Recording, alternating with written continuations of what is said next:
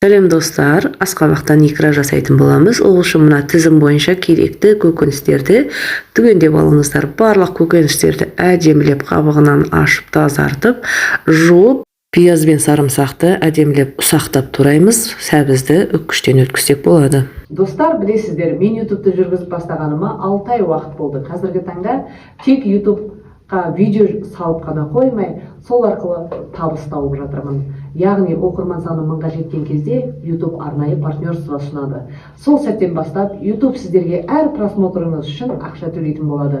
Жалпы YouTube'тан ақша табуды үйренгіңіз келсе, мен өзім оқыған Мейрамбек Ағадилов мырзаның мастер-классына қатысуды ұсынамын. Қатысу ақысыз. Ол үшін мына видеоның описаниесінде тұрған сілтемені басып тіркелсеңіз жеткілікті.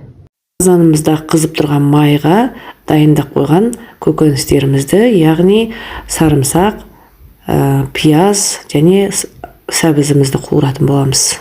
Сәбіз бен пиязымыз әбден жұмсарғанша қуыратын боламыз. Оған дейін біз асқабағымызды әдемілеп төртбұрыштеп турайтын боламыз. Мінекей видеода көріп отырғандарыңыздай әдемілеп кішіректеу қып асқабағымызды турап аламыз. Қуырылып жатқан көкөністерімізге дайын болған асқабағымызды әдемілеп қосатын боламыз. Қазаныма сыймай қалама деп қорқып едім. Сыяды екен. Енді бір араластырып аламыз да шекерімізді саламыз, тұзымызды және қара бұрышымыз бен томатный пастамызды салып араластыратын боламыз. Әдемілеп барлығын салып аламыз да араластырып, осы отта 30 минут пісіретін боламыз. Соғы шығып, өзі бұрқылдап қайнайтын болады. Достар, рецепт өте оңай, жылдам дайындалады. Ең бастысы дәмді, бала күніңіздегі икра нанға жағып жесеңіз, қыстың күні өте дәмді болады.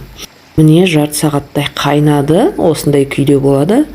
Осы газды өшіреміз де, бірден осы ыстық күйінде блендермен, погружной блендер дейміз ғой, сомен әдемілеп езіп шығатын боламыз. Достар, арнам ұнап жатса лайк басып, тіркеліп, қоңыраушаны басып, достарыңызбен бөлісуге ұмытпаңыздар. Блендермен жақсылап езіп алғаннан кейін қақпағын жауып, әдемілеп бір қайнатып алатын боламыз. Міндетті түрде қақпағын жауыңыздар, бұл қайнаған кезде атылады. 10 минуттай әдемілеп осылай баяу отта қайнатып алатын боламыз. Мінекей, бізде 10 минут уақыттай қайнады, пісті деймін. Тағы бір айта кететін нәрсе, егерде сіз қысқыға жабатын болсаңыз, онда осы қайнап болған кезде үстіне жаңағы осы порцияға, бір порцияға 25 мл 9% сірке суын құйып жібересіздер де араластырып банкіге жаба беретін боласыздар.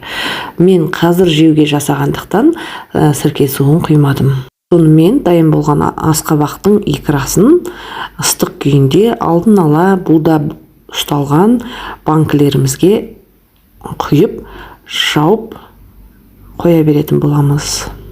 Сонан кейін әдемілеп қақпақтарын жауып, төңкеріп, әбден суығанша орап қойсаңыздар да болады.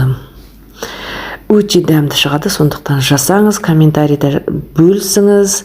Менің жұмысыма баға беріп, тіркеліп, лайк басып, достарыңызбен бөлісуге ұмытпаңыздар.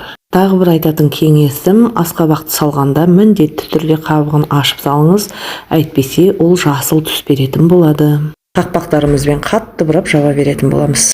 Міне сонымен менің икрам дайын болды. Қыстың күні немесе қазірдің өзінде жұмыстан шаршап келіп, қарныңыз ашып келгенде нанға әдемілеп жағып, жесеңіз өте тойымды жасаңыз. Сонымен менімен бірге болғандарыңызға көп рахмет. Келесі видеода кездескенше.